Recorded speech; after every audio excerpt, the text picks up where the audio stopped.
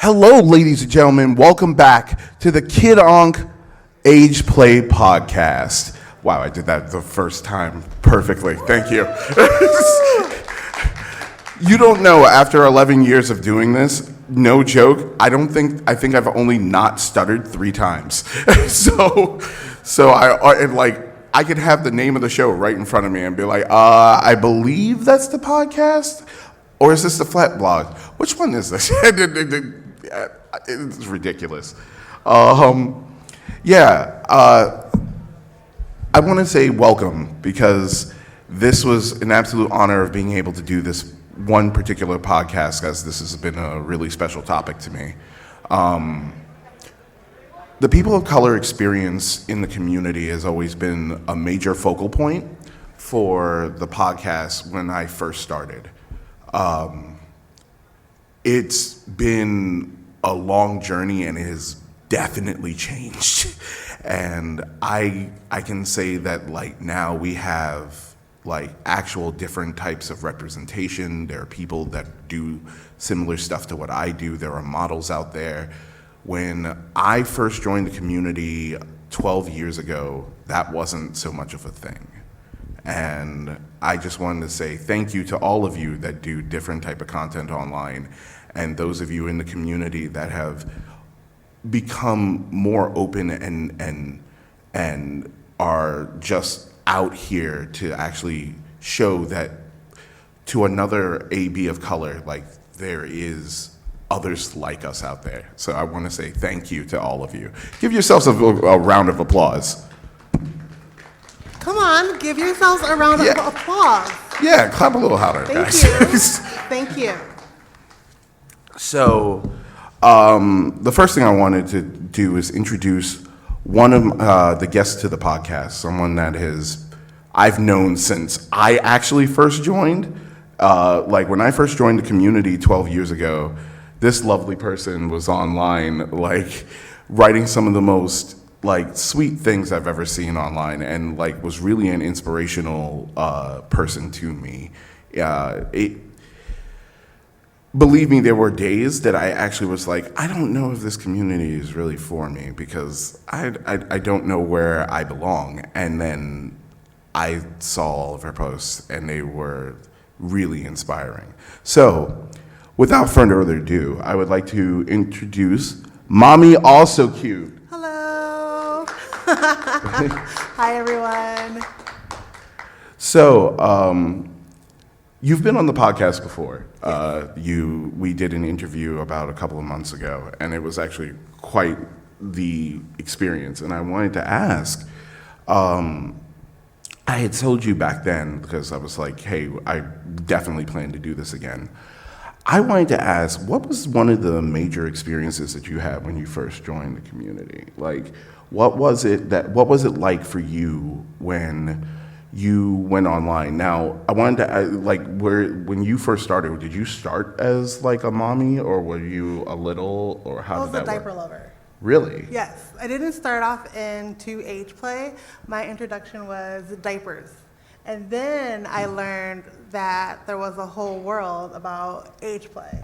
Oh, wow. Okay. So you started from the diaper lover perspective, and then What was it that made you start moving towards the mommy side of it? This is going to show how old I am. It was a website long ago. It was called DPF. Oh. Who said woo? Who said woo? Yes, my people. Wakanda forever. So yeah, actually I do remember that site. Diaper Pill. Yeah, Diaper Pail Friends. Do you know that some of their magazines actually still exist out there? Yes.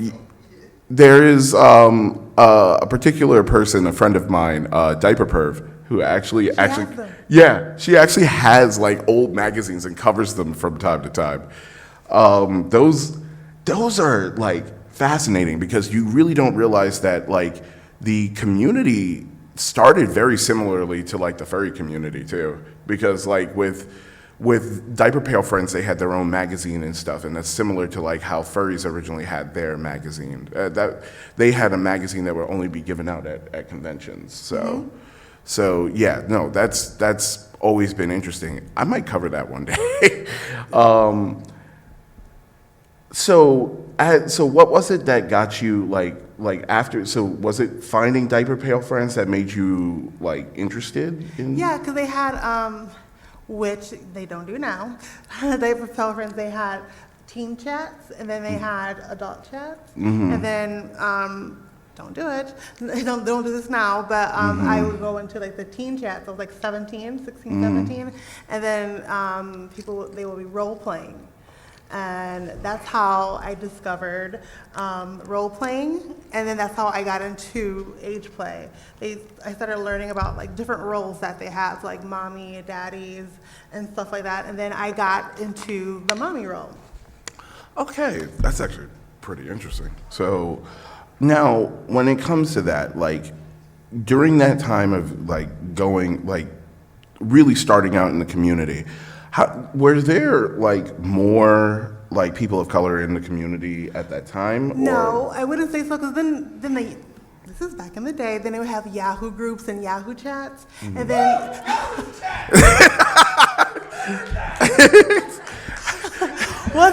wasn't that a fun era? Wasn't that a great era? Yeah. See? When we have our Q&A, we should talk. Oh yeah, definitely. So when we had the Yahoo chat, they would have like meetups in the state that I was in, and I would start meeting up with people, the instant messages, and then I would meet people. My place was like Barnes and Noble. What? Wait, really? Because I felt safe there. So like I would like take my little car and like, let's meet up at Barnes and Noble and like the coffee area, and I'll get like my little coffee and I would meet people. I was like a mommy whore. Like I was meeting everybody. I was meeting sissies. I will go to this convention, and by the end of this convention, I'll meet like 3 people, and they will say, "Do you remember me? We went to like Starbucks." I'm like, oh my God. Wait a minute. I thought all the cool kids hung out in the manga section. I guess that isn't the case that we were missing everything back then. So like they progressed to like the Yahoo chats, and I would just be like looking like, mommy looking for a sissy baby girl or whatever, and then like bring bring bring bring bring bring. Of course that would pop up like crazy. Yeah. And then after I would say that, then I would like, I think like every weekend I would be like meeting babies. We would meet like Applebee's. We would go to like Barnes and Noble, and I would just be like driving around meeting babies. See, that's interesting to me, because like back in those days, like when I first started 12 years ago, that like my first event was at a Panera Bread in a room that was about maybe a quarter of this room, with a glass window that everybody ordering food could look behind them and just see all of these awkward people just sitting in this room, all having a chat, and they're all staring back at you, and you're like, and they're just like, what are you guys doing in there? Like, it's, yeah. You start, and you don't know what to do, because like you all are having a conversation, but your eye is trailing at that guy that's staring at you through that window, and you're just like, man, this feels like a fishbowl. This is not great. But that's how we started.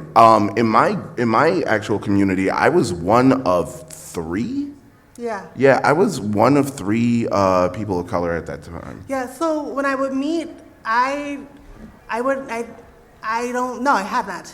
So back in that, when I was meeting people, I'd never met anyone that was African American or of color. I always met people who were white. So all the dates that I would go on, so I never would see anyone, even if I went to local events.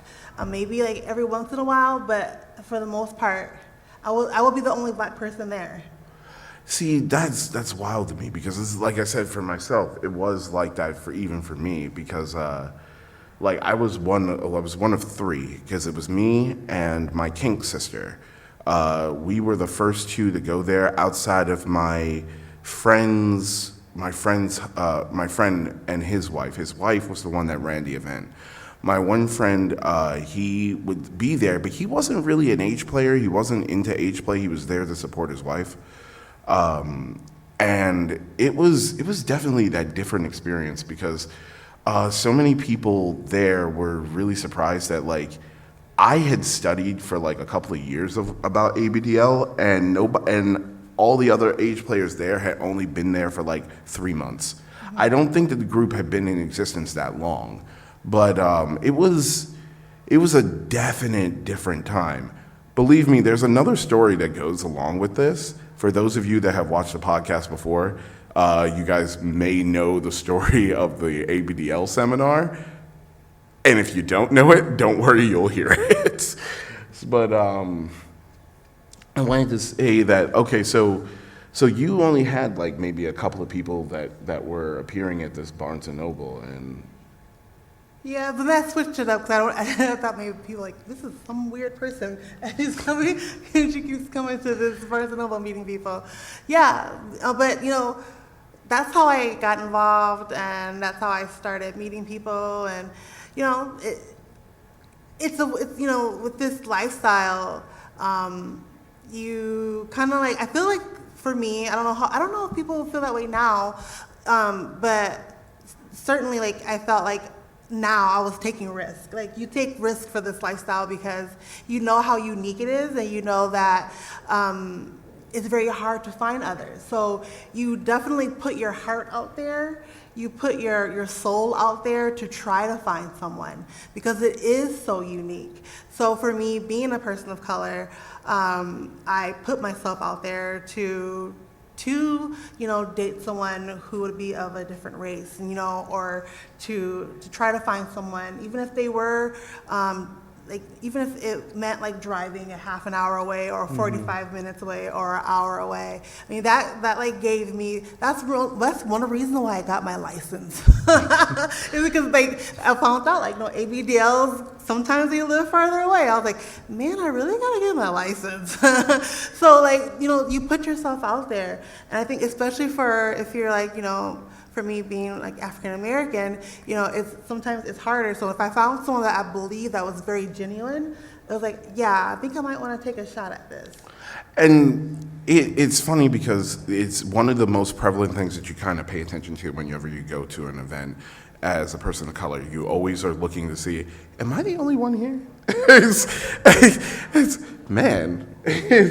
And there was a podcast I was listening to recently. I didn't get the chance to finish it, but I just learned this term called the fly in the milk, and I was like, what? I was like, that's a real term, and they explained like what it's like being a person of color that actually ends up in a place where they're the only one. And then it's almost like them code switching in order to try to fit in. And they're always worried. They're always worried that someone's going to have that negative connotation, that stereotype about them.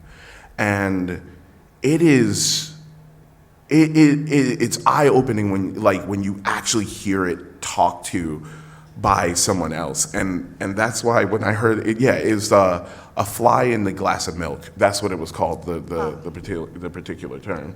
Mm-hmm. And I want to learn more on that because he was speaking about someone like myself who, just a little about me. I grew up going to Catholic school, that was my upbringing. I wasn't in a Catholic family. My family is Baptist. But we went through high-end schools, and my mom dropped bank to have me in these schools. The first school that I went to was primarily black. The second school that I went to was mixed, except I had to deal with extremely racist teachers and a principal. That was something. And then there was the final middle school that I went to, which was another Catholic school, but it was way more mixed. And it's kind of funny because everyone at that last one used to make fun of each other, but at the end of the day, those people had your back whether you believe so or not. And that was always such a strange thing to me, because the other two schools I went to was factioned out. You either had that group of people that you were with and they were the ones that would have your back, or you had nobody. And it was, when I went to that third school and saw how the culture was different, it opened my eyes to a lot of different stuff, because I would always be told, you don't sound black, you don't talk like a black person does. And I'm like, what? Yeah, everyone knows this. And I'm like, oh God. I was like, I don't know what that means. And they just, it's like, how am I supposed to speak? And then my mom is like, if you talk any other way improperly, I swear. My mom too. Yeah. My mom really drained. I don't know if anyone else had a mom like this. If you're a person of color, she really drilled in me speaking well. Mm-hmm. Speaking well in front of white people. I could she would correct me. That's not how we speak. No. It was so. For me, when I am around people who are white, I feel like I have to be a certain way. Mm-hmm. I have to act a certain way. I have to speak a certain way, because I cannot let anyone know that I cannot be unperfect. My mother was very much on that. And when my first Capcom, I was the only black person here. Really? At the very first one? Wow. I have been to 11 Capcons. I am taking a year off because I had a mental health issue. I am actually on the board of Capcom. Most people don't know that. I don't think most people who works in Capcom know that. That I'm actually part of the board that exists, but kind of is in a little bit of limbo right now. I don't think they know that. But the thing is, I get that. I am the fly in the glass of milk. the glass of milk. Yeah. And so I was here when the numbers were 60 people, when we only had 150 people. And now we are at how many people? 2,000 people that are here. It's wow. And I was the only black person here. And so I felt as if I had to be a certain way. My relationships, not both, only have one now. I was in interracial relationships with ABDLs. Our friendship circles were all white people. I could not drop the ball and be anything different than who they thought I was, which is mommy, also cute. Because if you did, it would give that negative connotation. Yes. Yeah, I know. Because for myself, in my local community, like I said, when I first started, I was one of two, and then towards the middle of my time, I was one of 9, and the other one, all the other black people that were in the group did not say anything. They were very quiet, very just let things go. There's no point, because they're you were told that you weren't going to be listened to, which, yeah, the experience that existed back then was crazy. So let me tell a quick story. Years ago, when I first joined the community, there was a seminar that we were all invited to. We were ABDLs that were invited to a seminar about just talking about ABDL. We were told that there was a play party at the end. And we were like, oh, okay, so it's $65. And they were like, yeah, it's $65 for the play party, $45 for the seminar. And you have to go to the seminar in order to go to the play party. I said that's perfectly fine. I was like, that means I get to meet more ABDLs and we can all do different play, and then it'll be fun. Oh, oh, how wrong I was.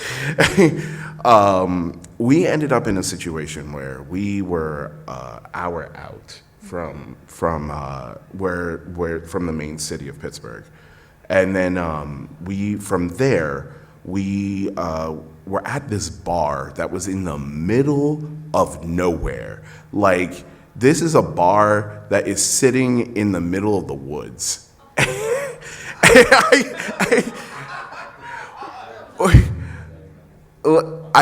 I would like to preface this. At first I was like, I made the jokes about this and was like, yeah, this is probably not the best of ideas.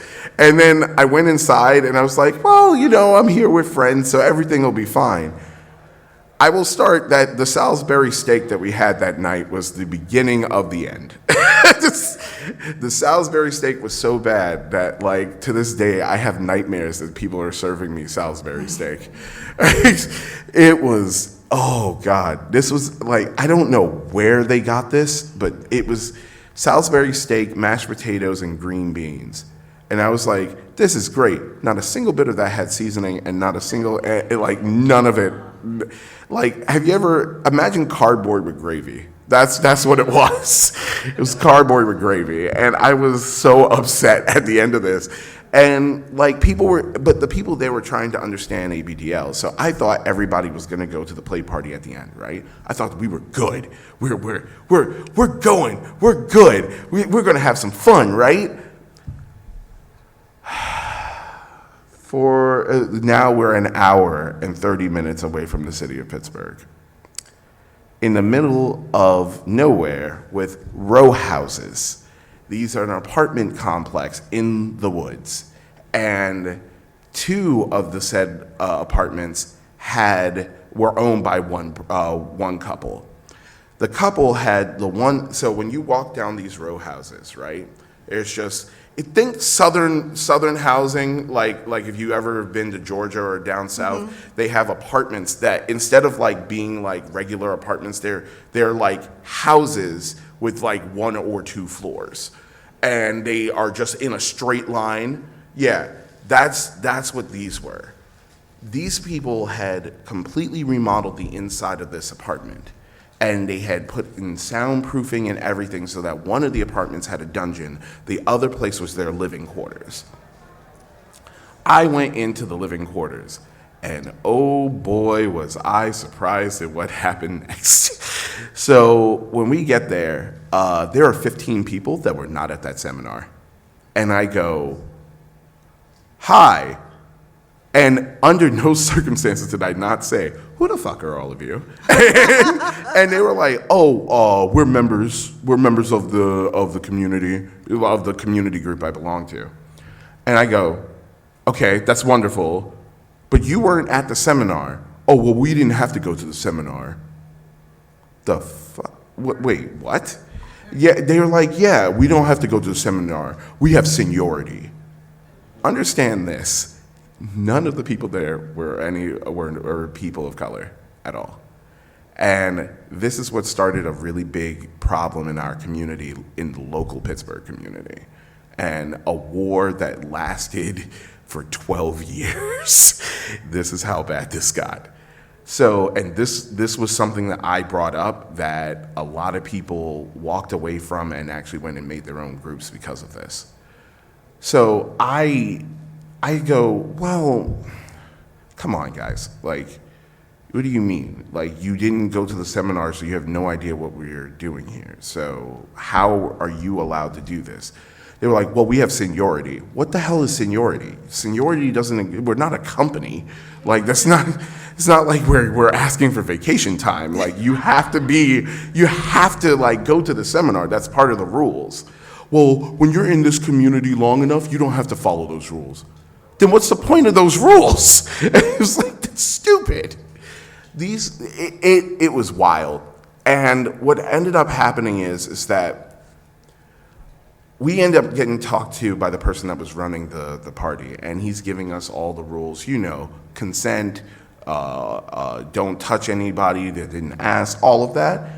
After he was done giving us those rules, he pulled us ABDL to the side and immediately looked us in the face and said, I don't know why the fuck any of you are here. Oh, wow. He says, we didn't want you freaks here in the first place. I go, excuse me? And he goes, yeah, you're only here because your group leader wanted you here. We didn't want you all here. Oh, okay. Well, I would gladly leave, but I happen to be an hour and a half out, and we carpooled here. And I don't think that the people that I just came here with would really want to leave right now. So I don't know what else you want us to do. Well, whatever you do, just don't be on the furniture or anything. You guys could sit on the floor or something. All right. What am I supposed to do about this? So we end up going and seeing the dungeon space and everything. And while we're sitting there, people are walking in and just giving us the side eye and dirty look the whole time. And I'm just like, okay, I don't feel comfortable being here with the way these people are acting. I kid you not, the one woman walks in, and it was a white woman that walked in, and she looks me in the face and sucks her teeth, and I was like, well, I'm sorry, did I do something? She doesn't say anything. She sits down on the bed, because there's a bed in this room. And I'm talking to my friend, right? Well, like the two of us are just conversating. No joke does this woman look at me and go, I don't know why you're into this. What? I don't know the diapers and shit. I don't know why you're into this. Okay, well, I mean, I could explain it to you. Don't. I'm not really interested, because to me, you're just a waste of big black dick. I was shocked that was said, and I go, I'm sorry, what? And she gets up and walks out. And I go, oh. It's like, what the hell just happened there? And two people were trying to go after my sister. And I was going to say something until my sister gave me that look of, don't, because you're giving them plausible deniability for me to not knock him out. And I was like, oh, okay. Yeah, no, I'm not going to say anything. And she straight up went off on these guys. Later on in the night, I ended up getting talked to by a friend, and this friend actually ended up trying to calm down everything.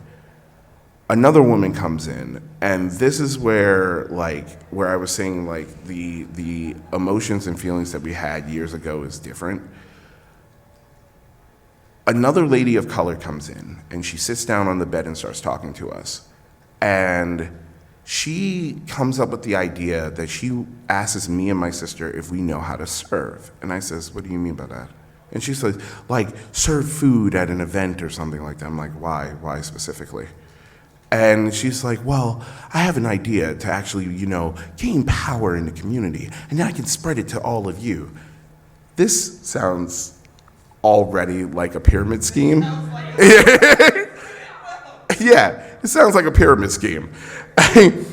And immediately she goes, well, you have to be okay with whatever these people will want to do to you. Mm-mm. My sister immediately, gets up and goes, excuse me, are you asking us? And I cut her off, and I go, is this a plantation party? And she goes, well, yes. Yeah.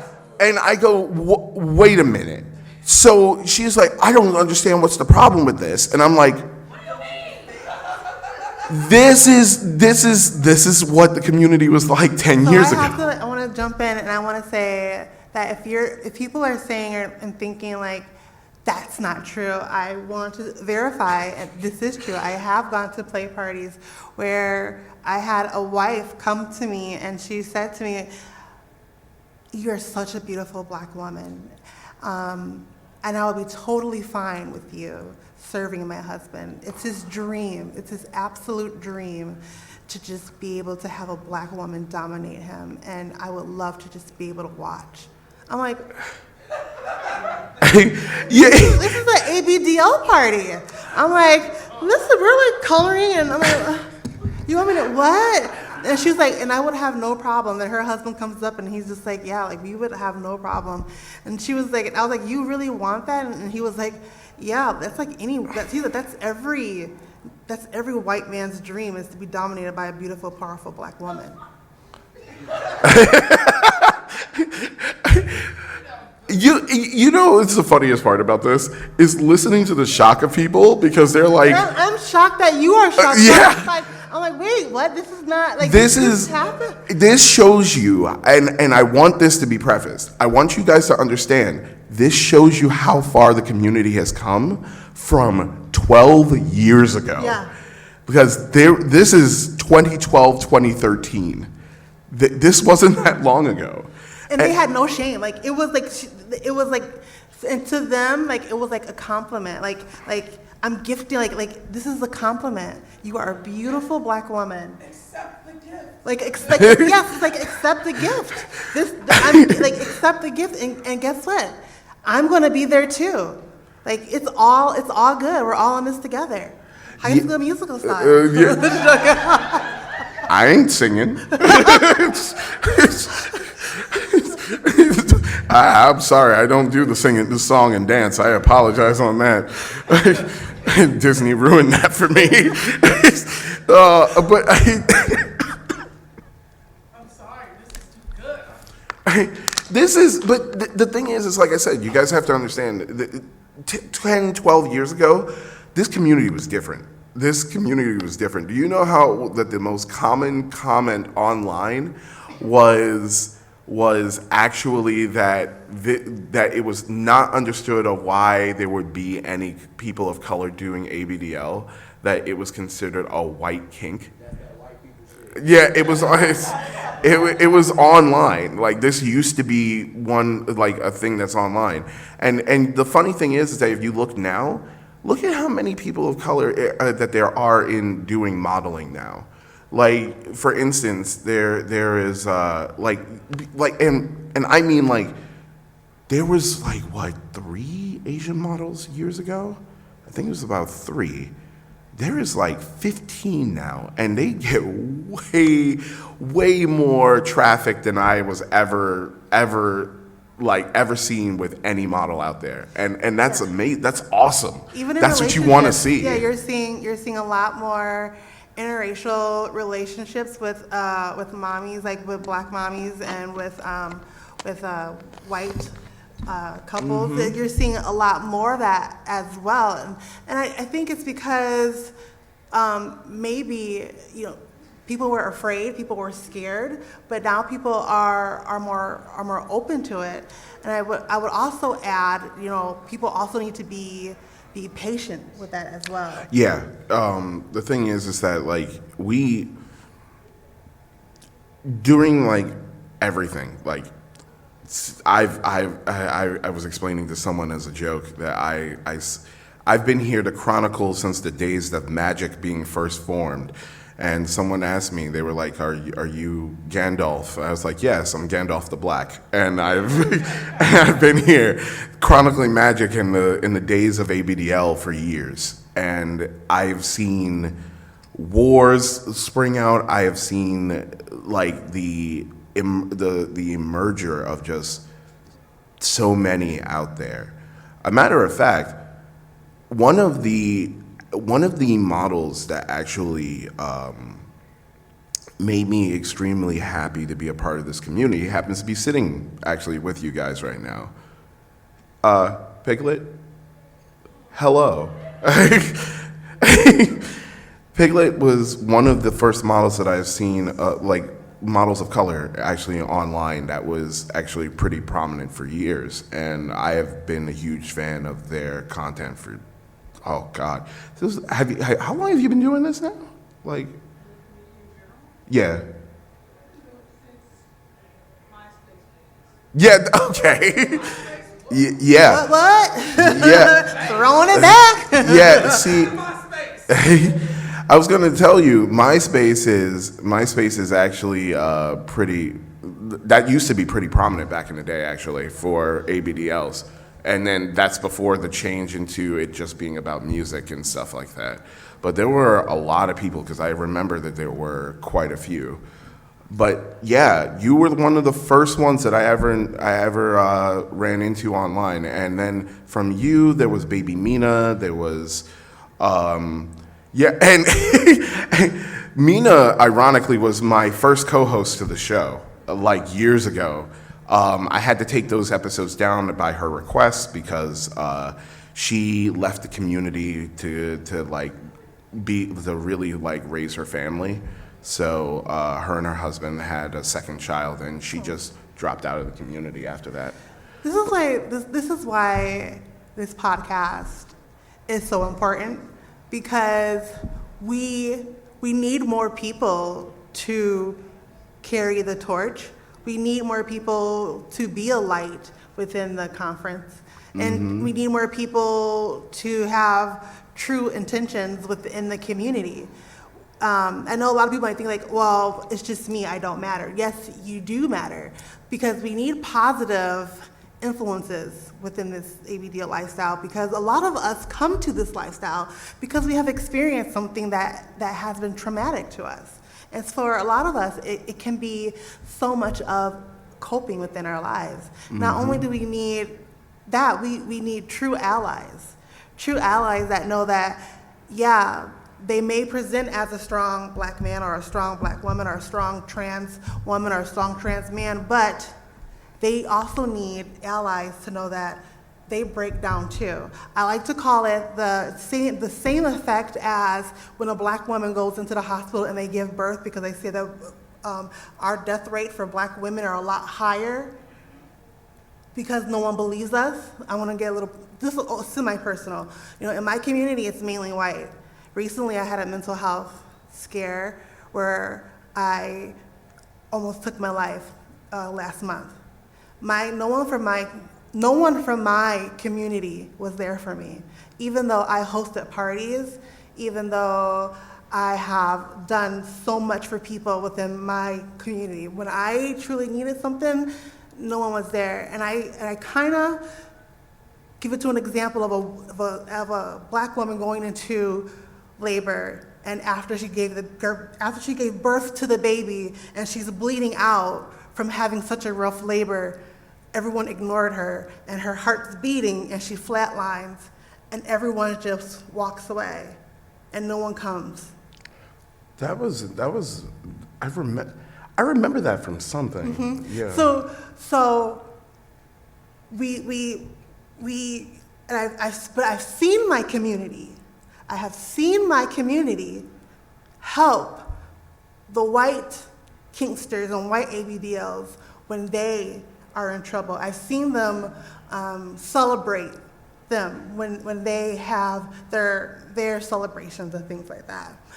So it's like, I know you can do it, but when it comes to African Americans, it's different. And it's the same thing when it comes to like the LGBTQIA community in the 80s and 90s. No one cared when they were dying of AIDS until it affected everyone. White people. That's when they needed a pill, when it started affecting white people and white women who were giving birth to the babies, and they found out, oh, this transfers to the babies. Now we need to find something to help. But the thing is that when it comes to like major communities now, like it's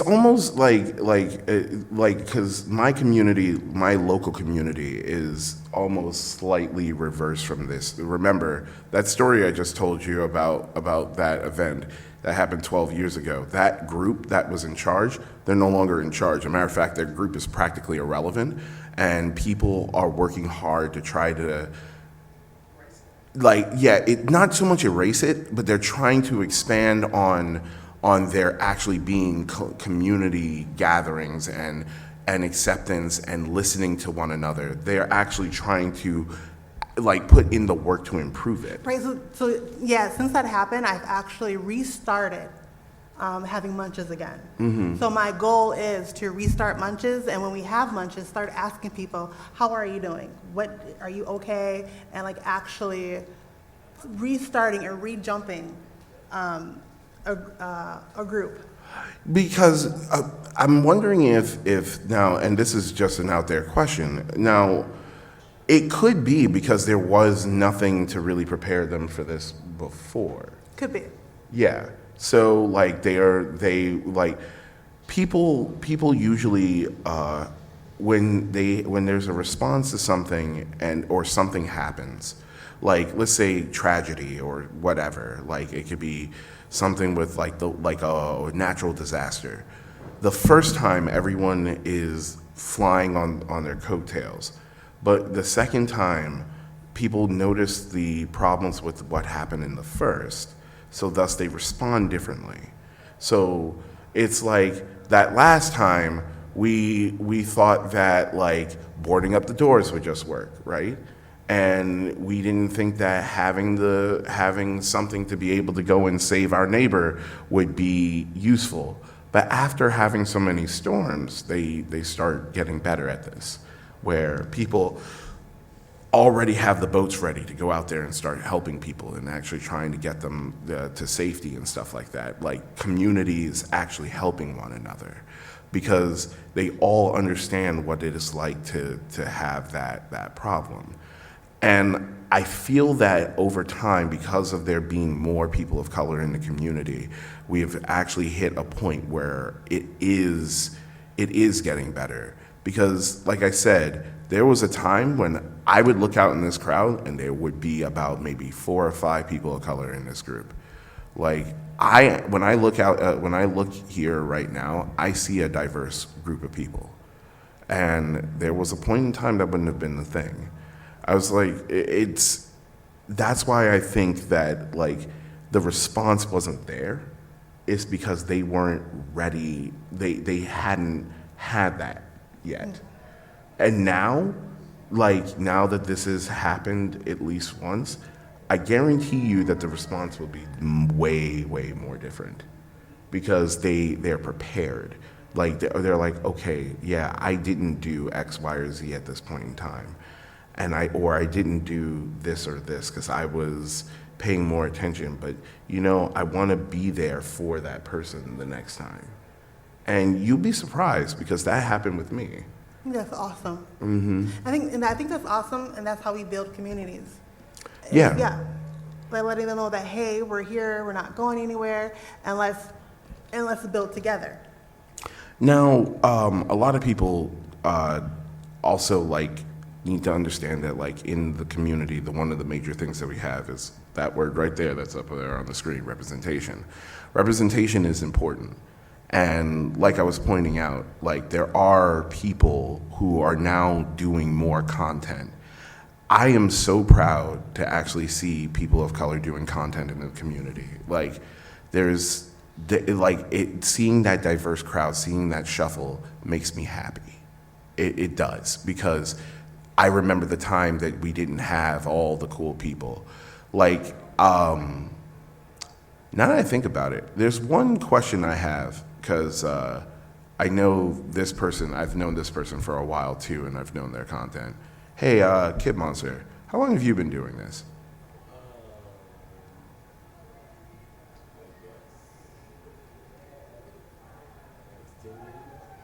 Yeah, because you were you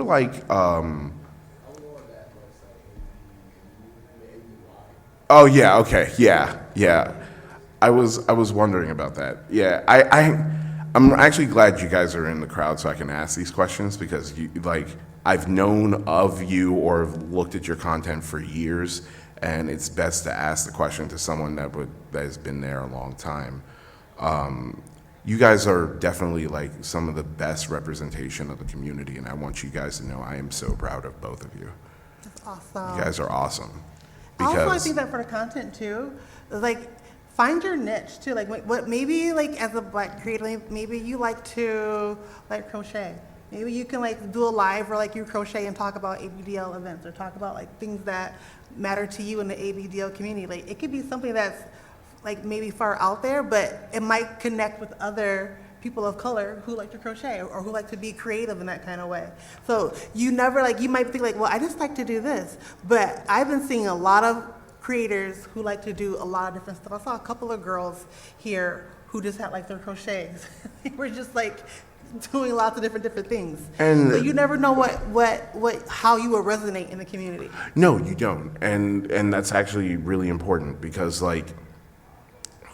people are represented in different ways. I myself, I don't know if how many people know this. I myself am also a sex worker.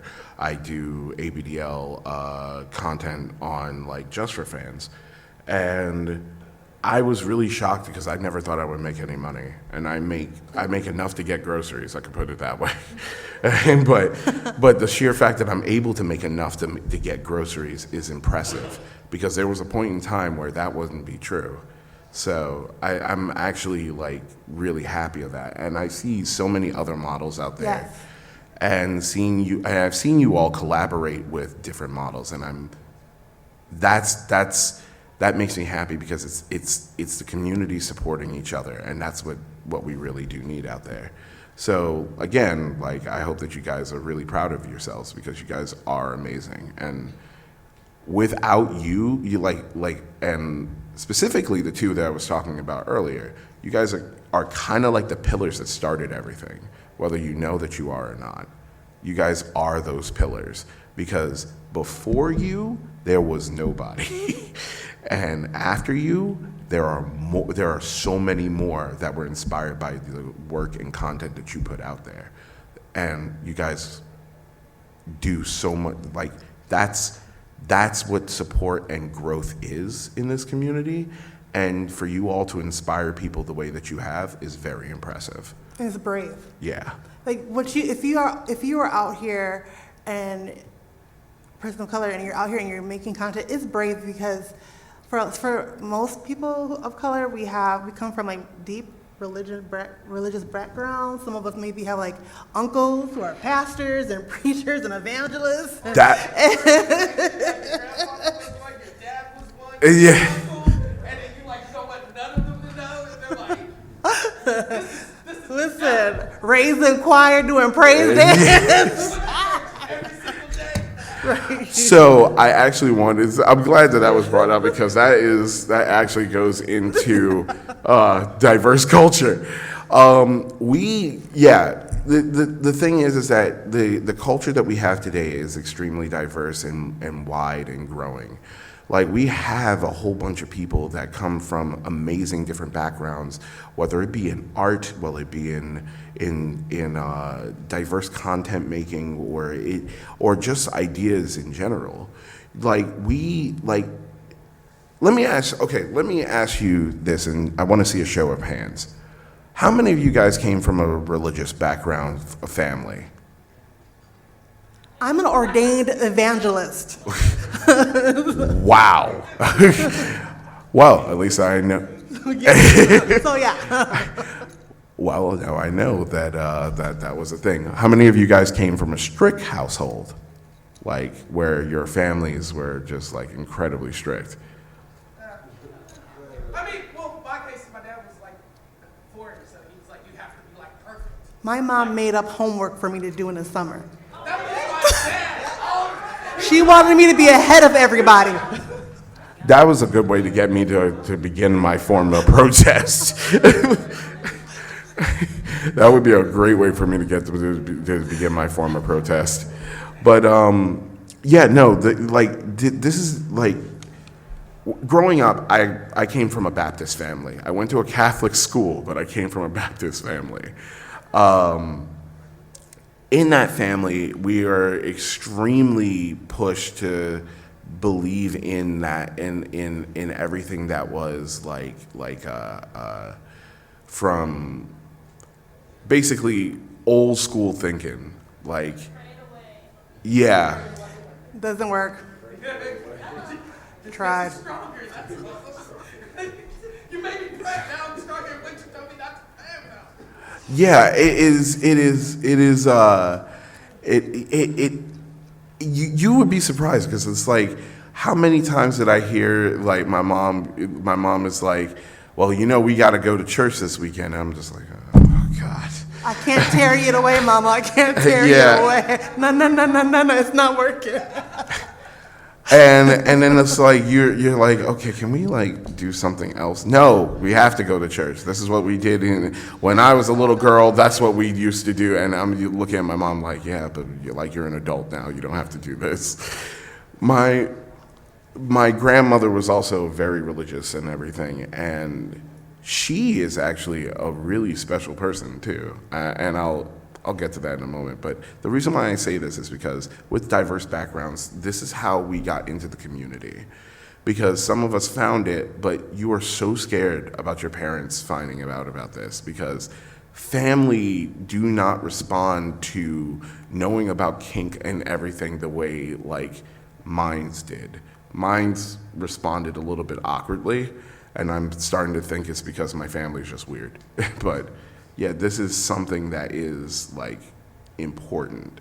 Like we come from these backgrounds of going to church, being the good church-going kid, and having to deal with everything that came down the line with that. And when you grow up, some of those things stick. How hard was it? Like, how hard is it? Like, how many of you guys still go to church? This is just a quick question. Hey? Kind of.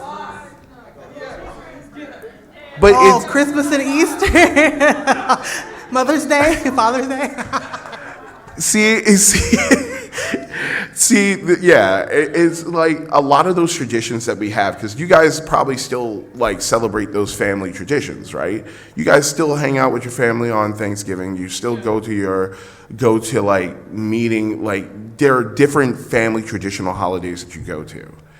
Those don't change, but when you meet other people who are in the community that have gone through that exact same thing, you're like, oh, so I'm not the only one that had to do that weird thing that we did on Christmas. Like it's great. It's that validation of knowing that you are not alone. Trauma bonding. Yeah. It very much is that. But you're getting to meet like different things, different people. And a lot of people don't realize that's why you don't see people of color like usually jump into the community immediately, because there's a lot of those traditions and family values that are still there that are just hovering around your head, and you're like, the moment I fucking do something like this, like how is that like how am I going to be perceived? And it's not really you thinking of how the other people are going to perceive you. It's you how you're going to perceive yourself based on the notion of everything you were raised with at that time. It's really hard. I'm actually, I think I've been detransitioning from religion a lot lately. And just because I don't fit. I've been trying to make myself fit into religion. Like I told you, I'm an ordained evangelist.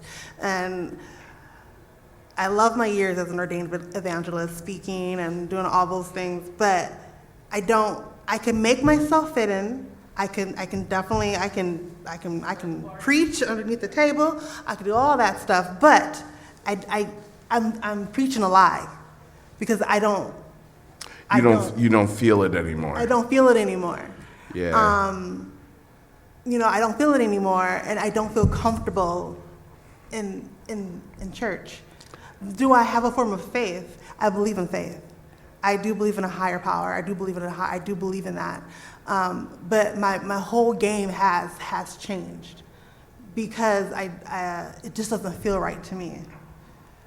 It doesn't. That's kind of what happened to me as well. I fell out with my church because I was a Baptist and I went to church all the time. And as my grandmother would say, I was the church-going boy. I fell out with my church after the parishioners at the church turned on the pastor after he stated he was gay. And he was a black pastor that said this, and everyone just turned on him for no reason. And I was like, yeah, I'm done. And my grandmother asked me why. I says, because I'm tired of going to church every day to hear some old woman tell me that God wants me with this particular person that they just came up with this week. I was like, no, I'm not going to date some random person in the church just because you guys are fan voting for this. This is not how that works. This is not dating idol. This is not anything like that. And Yeah, it's No choice. The church voted. This is your. yeah, and it's like why would you allow that? Like no one would want that.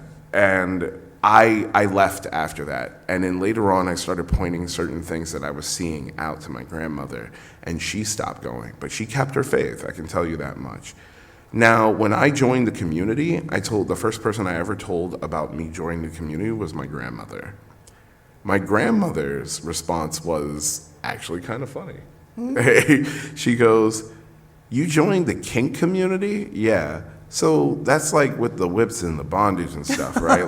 Like you see on television, Do right?" tell Grandma. Yeah, well, she wasn't working. She was sitting down watching television a lot. I'm not surprised that she knew what this was. HBO specials. Yeah. Taxi cab confessions. Yeah. Real sex on HBO where they have the sex. You're like, what the heck? Yeah, she also watched a lot of like TV shows, like daytime dramas and stuff, and daytime, yes, Law and Order, CSI, even daytime talk shows.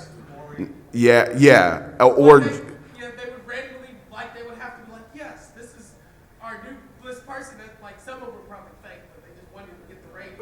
But they were like, yes, this person. And then they make a bad indication of their lifestyle. And they're like, oh. And then everyone's like, this is these weird people. This is what you like. You're like, that's the weird part about it. And like she knew about this though. What you just described is exactly what my grandmother learned, how she learned about the community. And when I told her about me joining, her exact words were, "Well, okay, I don't know what you would have joined the community for. I mean, and then she pauses for a moment and goes, "Wait, is this about diapers?" I go, "How? What?" And she says, "I remember when you were a kid, you used to run around and like try to find your old baby diapers to wear." She's like, "That was a costume thing that you were doing when you were a kid because you were the only kid on the block that ran around in a Power Ranger costume outside of Halloween. So like, I thought this was just a phase." And I was like, "Apparently not." And she goes, "Okay, so did you meet other people that are into that too, or are you the only one?" I was like, "No, there are a lot more people." And over time, like I would tell her my journey through the community, and on her deathbed, she said something really that brought me to tears, and I apologize if I cry. She said to me that she was real proud of me because she says, anytime you come home, your phone is always ringing, and it's always people from the community wanting you to help out or do something, or one of your friends from a different group of people. And she says, it makes me so proud that you are doing this because there are so many people out there who are similar to yourself, who have been through really bad hardships and stuff like that, and you are doing what you can to help them. She knew of the podcast, she knew of this podcast, and she was like, I am just so happy that like your words are helping them. And she says, and I just want you to know I'm very proud of you. And I was like, wow. So it was rough. I was so happy to hear that. The next question that she asked me was when I was coming home. And I told her, I was like, well, I got that speaking job that you wanted me to do. And she says, wait, you're going to be speaking at that kink event? I was like, yeah. She says, oh, I'm so happy. She's like, I'm so glad that she said, I prayed that you would get that. So I did. And I was supposed to be special. I was supposed to be speaking in front of a whole group of people at a convention. This was in Pittsburgh. The following day, I ended up getting the message that she had passed away. And probably in the worst situation of my life, I had to run back home. I stayed for the funeral. I was there to help set up everything. I don't think I've ever been in a catatonic state, ever except for that moment. And that was rough. Oh my God. I think back. The funny thing is that this is like 2019, so roughly about 5 years ago. It's hard to believe she's been gone that long, but she was like such an amazing person. When I had went back home to go and help her out, we had a whole conversation, like my family did, and I sat in a room and I wasn't talking, and everyone was so worried about my well-being and my health. I made a firm decision to do something, and this is probably out of the insanity of sadness and depression at the time. My mom had just found out about me being an AB a year before my grandmother passed, because I, like a jackass, did not put on sweatpants when I went to bed. And she walked in and pulled a cover off of me and then asked me why I was wearing my grandmother's undergarments. And my response to her was, "I'm sorry, these are not hers because mine's are way more expensive." And I had to explain this to my mom, and it was that wasn't as hard as I was expecting. My mom and I had a conversation like right after we were getting the funeral and everything together, and my mom, it was me, my mom, my aunt, and my cousin.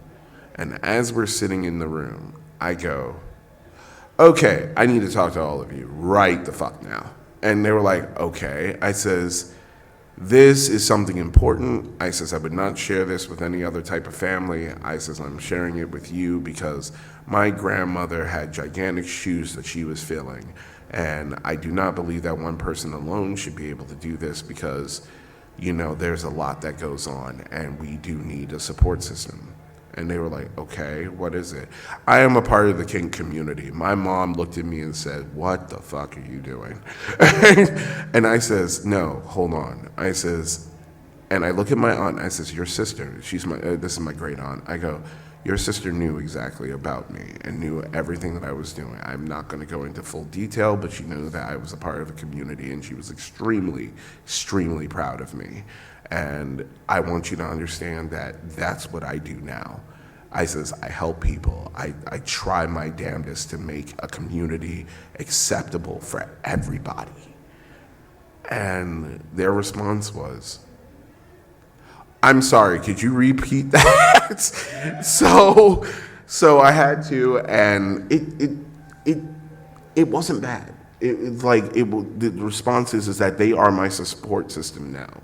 And they ask me questions, and they are trying to understand everything that I go through and trying to understand how the community is evolving and changing and why I love it so much.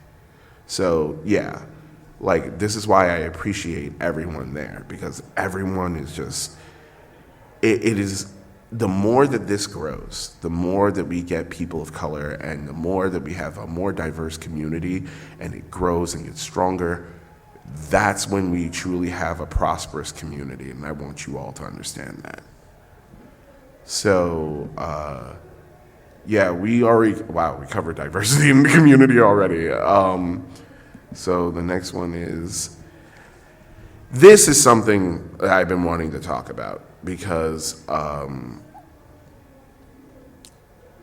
there was something that was said a while ago where it was about acceptance in the community, and holding events in urban areas is the best way to gain acceptance. And I was like, that's not how that works. One of the comments that I made about this was, it doesn't make any sense to actually believe that just because you hold an event in an urban area, you're just going to immediately get people of color to join. Because people of color, we talk. It's and if we see Tina going into this weird sex shop, believe me, there will be a little bit of gossip about this. Where was she going? Yeah, where did you know that Tina went into that sex shop over there? It's and then you're oh, and then someone's it's gonna be at Sunday dinner. Someone's gonna ask that question. Someone's gonna ask that question. So. Yeah, yeah. Why did you go to this place? Yeah, I saw you downtown, and it's like, oh no. Yeah, it is like having events in urban areas is that doesn't increase diversity. Increasing diversity happens just by holding an event in general. It doesn't matter where you really hold it, but it does matter if it's in an area that like a lot of people's family live in, because if that is the case, a lot of people aren't going to show up to that. But I think that's anybody, but in communities of color, that's the same thing as well. One of the biggest things I think too is not only just like placement, but it's trying to find that acceptance. So, did you ever? I want to ask you this. Did you ever have an issue where you were not accepted by people of color in your own community? No. That's interesting because I did, and that was weird. I would say, let me think. I would say sometimes, like, maybe more me, like, I get afraid to maybe speak, but we had, like, a little Instagram thing that we had, and that was nice, where we were able to talk to people before we got here. That was nice, but I do feel like sometimes a little bit more, like, intimidated to, like, speak to people, like, online, because it gets kind of scary. So, yeah, to that perspective. But in my area, I don't see too many African-American ABDLs coming out in my area. See, here's the thing. In my situation, in my community in Pittsburgh, there was a situation in which I went to a kink event, and I'm standing there at the bar. Now, mind you, this is a kink nightclub in Pittsburgh. I'm sitting at the bar. I'm just minding my own damn business. I'm having a great drink. This beautiful woman walks in, right? Beautiful, like, she had to be standing at least 6'5", about 6'5" in heels. Gorgeous black woman in the community. And what happened is that when she walked in, there was a whole situation where she looks at me and goes, "Black people don't dress like that." I'm sorry, what? And she says, "Black people don't dress like that." I was like, the fuck? And she says, "Yeah, we're not really kinky." I was like, "Well, I'm sorry, honey. We definitely are, and you are not the only one here." I was like, well, I don't know what that's about. Like, why would you say something like that? And she didn't want to talk to me for the rest of the night. I had a situation where several people walked up to her and was like, "Ma'am, you might not want to do that again, because like he is well respected and people believe in it, like him a lot. Why would you go up and say that to her?" "Well, it's just that I have never seen a black person be into ABDL." "Well, why would that be a problem? Then why don't you just talk to him and get to know him about it?" And she didn't want to answer that. I haven't seen that woman back at that nightclub since. I would say that maybe within the black community, some people would be hesitant because they're not used to seeing, maybe now, but maybe like 10 years ago, they're not used to seeing like black girls or even guys like dress up in Hello Kitty or Lolita dresses and stuff like that. And you're seeing more and more of a lot of black girls. They're able to express how they truly feel, and I think that I believe that makes a lot of people uncomfortable to see that. It makes uncomfortable to see black men, black women just being themselves, that they're not living up to like the social norms of what they're being taught at home. Because You have to go all the time. yeah, They're like, why are you showing you're actually vulnerable? You have to always be. yeah, you always have to be strong, and you cannot show any type of weakness. And I hate that so much, because there was a situation that happened at a nightclub, and like I was introduced to this one black woman came up to me. She was so excited. She was like, "I'm so happy to see an age player here. I love you all. You guys are so adorable. Especially, I'm seeing an age player of color. This is great. You know, you are absolutely amazing." Her partner looked at me and was like, "The fuck are you dressed like that for?" And I go, what? And he this is a black guy. He just, "What the fuck are you dressed like that for? We don't dress like that." I was like, "Homie, did you, like, you're, what? Like, you're the one that came in here dressed like you just hopped out of a blaxploitation film, and you and you're judging me? Like, what?" I was like, "You were like one step away from Zoot Suit. Like what was happening?" Those Easter suits. Yeah. Those Cat Williams Easter suits. Yeah, it's like this man is like just angry, and I'm just like, why are you judging me on this? Next Capcon Friday too.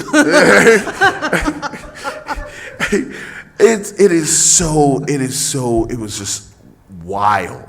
It is wild. So, you know what, to answer that, in my family, yes, my family knows that I'm ABDL. They know about my husband and all that stuff. We have like adopt baby furniture. And my mom has been the one, it doesn't come back to me, but my mom has been the one to be very protective of me against my family. I guess they call me weird, they call me strange or whatever, but my mom's like, "Well, at least my baby didn't have, she didn't have 3 babies at the age of 18.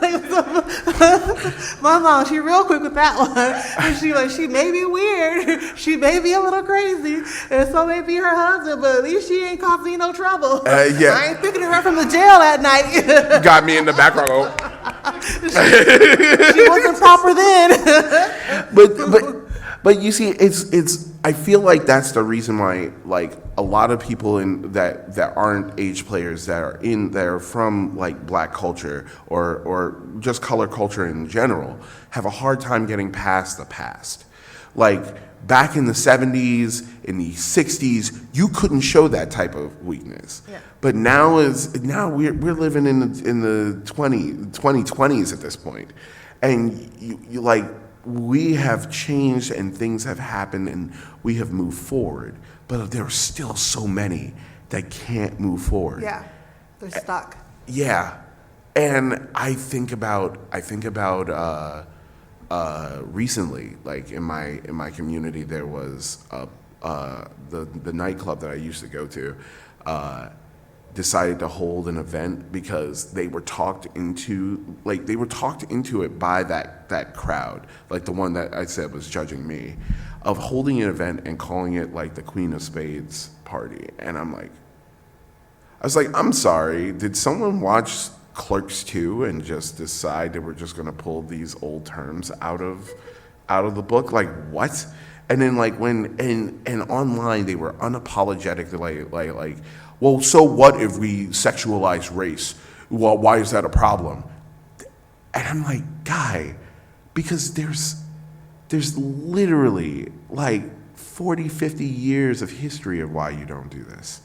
And I was like, and ISIS and the community itself had to start realizing it at a point. So yeah, that was just wild to me. Like it, oh man. However, yeah, eventually the community is going to have to move forward, and those people are going to have to learn more about culture and how there is so much different diversity and difference amongst all blacks and and people of color in the community. So, kink doesn't define you. Like, no matter how many people tell you, like, because you're a certain color or a certain race, that's not your kink. That's not how that works. You are not defined as a person based on those kinks. Kink has no color. Kink it builds character, and it shows like the difference that we all have, the nuances of each and every single person. That's how you bring diversity and change and difference in the community. This one wasn't so much a topic as it was just me wanting to say that. So we've made a lot of achievements going into the future. Like we have a long way to go because we still have a lot of inequality in the community and whatnot. And there's a lot of things that do need to change and do need to be improved. But we have made it. We're doing pretty damn good. So like I said, like we have a lot more models out there, and we're going to see even more as time goes on. There's a growing number of people of color in the community, and that's a truly beautiful thing. That's something that you really want to see. So we have made strides. We've made it to where we're able to say that we have models up there that are just as good as any of the models that would just be instantly picked out of the bunch. And again, I'm really happy to see that out of the community. Now, Q&A. I know that some people have questions. I want to hear from everybody. Please, if you have a question, come right up and ask. Yeah. So what would you say to the people that are just getting into the community that are maybe listening to the podcast to encourage them to come? So you mean, you're saying about all the newer people? People that haven't been to any events, what would you say to them to inspire them to come out? The first thing I would say to inspire someone that is new to the community to start coming out to events and stuff is you're not alone. Because that's the first fear everyone has, is that I'm going to go to an event and I'm going to be the only one there. That was my fear. And it's still my fear that there's going to be one day I go to an event and I'm just the lone person of color standing there. That is not the case. We are definitely like wanting to move forward and change like how that feel is. We want people to know, come on out. There are a lot of people here that want to learn so much more. So that's like, and we were happy for you to be a part of the community, happy to be a part of the family. That's what this community is. And whether a lot of people know it or not, the community is very much a family. Yeah. It's constantly growing. It's constantly getting new people. There are more and more people with diverse backgrounds and understandings joining the community. And that's what we need, because that's how we grow. Good question. Any more? Will there be another?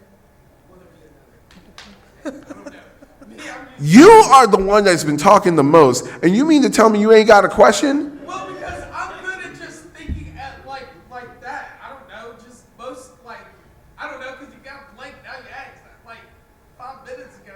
I would have been good, but my ADHD got the best of me, and I'm like, I don't know what to say now. You hear this man in the back? He's like, the sun is in my eyes. I can't see. I'm good.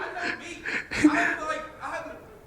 Let me- For me, all right, I have a question. Dealing with people talking about how if you talk proper, that Yeah. because I dealt with that all my life. Because most people, they make fun of the way how my voice sounds. Like, because they're like, oh, you sound like you don't sound black enough. I'm like, how can you tell me I'm black enough when one, I look darker than you, one, and two, I'm Nigerian. What do you mean I ain't black enough? My DNA came from the motherland. How you telling me I ain't black enough? This man just said that he's. Come on now. That's what cracks me up. How am I not black enough? How did you turn into DMX? Screaming like after this podcast. So I'm just like, how you tell me I don't sound black enough? I love this man. This is the funny thing is that I went through that for years. Like all of my life, I kept hearing people tell me about like I don't know if you all have ever heard this, but someone will be like, "You're extremely articulate in how you Oh my speak." gosh, yes. You're so Like articulate. my dad taught me from a young age. You're not supposed to talk like that. People are going to judge judge. Smacked in the back of the head. Yeah. Like people that you are well educated. You talk really proper. I'm like, did y'all not go to school too? What? Did I go? But you're not wrong. You're not going to Did school. y'all go to a different, like, were y'all grown up different? So yes, I talk the way I talk. Like, I got the many jokes of, I was like, yes, I could make a joke. Yeah, if no one ever met me and you just heard me on the phone, yes, I could definitely get a bank loan. And if they see me, they're gonna be like, are you sure you're this person? Yes. You walk in, and immediately they start going, Who are you? sir, I believe you have the wrong bank. I'm used to it. Like, if I wasn't screaming, my voice sounded like this. But yeah, most people were like, wow, when you get excited, you sound like really high pitched. I'm like, I don't give a crap. My roommate loves that. This is me all day. This is dragon. I would literally be the guy that, this is my first time, I'm going to be the loudest person out here, have all the energy, but that's just me. Like, this is me all day. So, yes, you'll see me script like that, and then I may sound like, yeah, you sound like you're a white dude. I'm like, really? Thanks. I don't know what to tell you. Like, this is just me all day. And be you. Yeah, and Be you. Be you while you don't pretend. Don't have a mask on. Be you. Yeah, but if y'all want me to, I can talk like you, but then you're gonna think I'm being fake. Like, yeah, dude, yeah, yes, son, yeah, no, that's No. This is dragon. I would be me. I would be the guy that tell you the funniest joke ever, and you'd be like, really? I'm like, yeah, I'm loud. This is me. This is why I like this. I can be loud. At my job, I'm just more like. Can I just say, you, yes, since I got here, you have been like one of the best, most animated people I've ever met. And I love you because of this. I don't know if you, like, this is me showing my age. How many of you guys ever seen that movie where, I can't remember the name of it. I think it's like Return of the Dragon or something like that. And yeah, yeah, you remind me so like I don't know if you know this, but like one of my favorite characters in that movie was Sure Enough. Like, yeah, he just had that whole crowd. You remind me so much of him, and it's so great. You 100% could command a room, and I love that. Yeah. See, you but are you being freaking you, awesome. More people need to see that. Like, more people of color need to see that you can be yourself. You can be that, and it's okay. Yeah, and It's okay to be. It's okay to be loud. It's okay to be who you are, because you know what? There are other people out here who be just as loud. So you can do it too. Be you. I had friends who were like, wow, like, you're just, that guy that's loud. I'm like, yes, this is me. Or you'd rather me be quiet, but if I'm staring you looking at this, you're going to be like, why are you not talking to me? Exactly. If I start talking, you're going to wonder, why? I'm like, look, I'm me. Like, if half of y'all know, like, all of y'all that interacted with me so far, this is me, literally. At work, different, but here, this is me all day. Like, I'm probably going to be the person outside in a minute screaming, having the best time ever, and be like, hi, my name is Dragon. And that's what Capcom is for. Yeah, but like, hi, I'm Dragon. Hey, you want to go play some video games? Oh, really? Oh, yeah. Hi, I'm Dragon. I want him on my ABDL wrestling team, please. I want him in my faction. Spacey and I have been forming. We're gonna connect. Okay. Yeah, Spacey and I have been forming our own version of the Bullet Club from wrestling because we're. Oh, I love wrestling, by the way. Yeah. See. All day. See. Yeah, and. Yeah, we gotta get more members for our ABDL Bullet Club. We can train y'all. See what this has happened. See? Yeah. This is what I like about Magic. So I actually do want to state, you guys are awesome. Is there anybody else that has any questions before I give like the final words? I want to hear from you guys. Yeah. I just want to say, you were the first person I met color, and Really? You see that? Told you. Told you. Thank you for proving a point of something I said earlier in the week about Thank you. how Mommy Also Cute has been in this community for so long and has been like a shining beacon for so many people and doesn't realize how important they are to a lot of us in this community. And I just wanted to point that out. See my point? See it now? Thank you. Next time, could you do me a favor? I need you to get like one of those poster boards that they have for the science fair and just write that on there so to make sure that she sees that.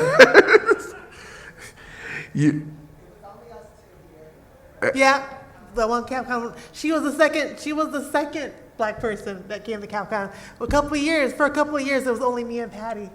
Oh, that's so cool.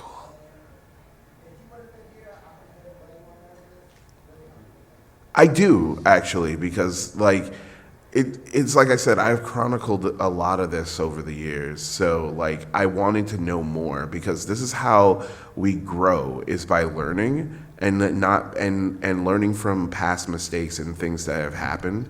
We don't make the same ones again, and that's the importance of it. Any other questions, actually? Oh, okay. Well, I want to say thank you to all of you guys. You guys are freaking awesome and wonderful, and I'm so glad that you guys showed up for this because I was really hoping to do this talk because I said this earlier, I'm so proud of all of you. Like, it is wonderful to have each and every one of you in this community, and you have built this community into a family, something that is more for me to call home than anything that you would possibly believe. It is because of each and every one of you that I have met over the years, and those that I haven't met over the years, that make me happy that I'm a part of this. Like, I continue to bring out content and stuff like that because I want you to know that you are not alone. And I want those that are new to the community to also know you are not alone. You will always have that person there, and you will never always be the only one. My podcast originally started as a way for me to tell everybody I want you to have an experience different from mine, because mine was a hardship. I did not have a good beginning, but I sure have had a hell of a run afterwards. And I am so proud of the community, of people of all nationalities in this community, for opening up and making it more welcome for people of color and people and people who are just new. Like, I cannot say how much and how proud I am of everyone. So I want you all to understand that. You guys are freaking amazing. All of you are. Do you have any other last words you would like to say? You all are amazing. I always tell people that the ABDL community has my heart and it has my soul. I have so many wonderful memories. I've had beautiful relationships. Even if they have stayed or even if they have ended, I will always take the happy memories with me. This is a community that is worth to be loved. And anyone who is in this community, you are amazing, you are life.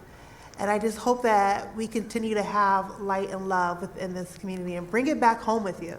Always bring it back home with you. And if you can, start a community and just keep it going and keep in connection with all those people in the community that you love, whether they are a person of color, whether they are not, because we are such a unique and special people, and we have one of the most awesome and sacred relationships with each other that we can't just share with everybody else. So thank you all for coming. And just before we all leave out of here, I wanted to state one other thing. So I've been going to certain people in the community and having a conversation with them. Last year, I made a promise that I was going to be working on a new show. This one was going to be very much like The View, but only about kink. I have started having this conversation with people, and I am very interested in I'm looking for about 3 more people, I believe, for this new podcast. The name of the podcast is going to be that kinky conversation, and it's very much a View Light podcast, but it is told from the perspective of people of color in the community, because that's how I wanted to start it out, and then it's going to branch out from there into a way more diverse and spread out conversation. So it won't just come from one side, it'll come from multiple sides. And I'm looking to get more people involved, because there are a lot of people with different experiences and power in the community, and it makes me really happy. So the first person I wanted to actually, well, you're technically you are the first person, because I asked everyone after you. I would really appreciate to have you on that podcast as one of the co-hosts for that show. Yes. Thank you. This is going to be awesome. So I'm super excited, and this is going to be a really, really fun experience for everybody. Thank you so much for coming through. I hope to see you guys at the next Capcon, and I hope that you all enjoy this Capcon. Also, you all are wonderful, and don't ever change, please. Bye. Thank you for coming. Have a wonderful time, guys. And I hope you guys enjoy your time at Capcom. Oh, trust me, this is last year 1. I'm waiting for year 2 already. We are a family, like a giant tree. Dude, you guys are the ones that made me come to Capcom and stuff. That is awesome. Thank you. I didn't think I was going to be able to come. You guys, I watched the videos and heard podcasts, and I was like, oh my goodness, like there's more people. Like hardcore type competed. So I'm so sorry that my Yinzers have given us a bad name. Hello, hello. Oh, was it Yinzers? No, it's not that. It's not the Yinzers that gave that. It's just a small group of a high society people. And that's the thing. Yinzers have been to the most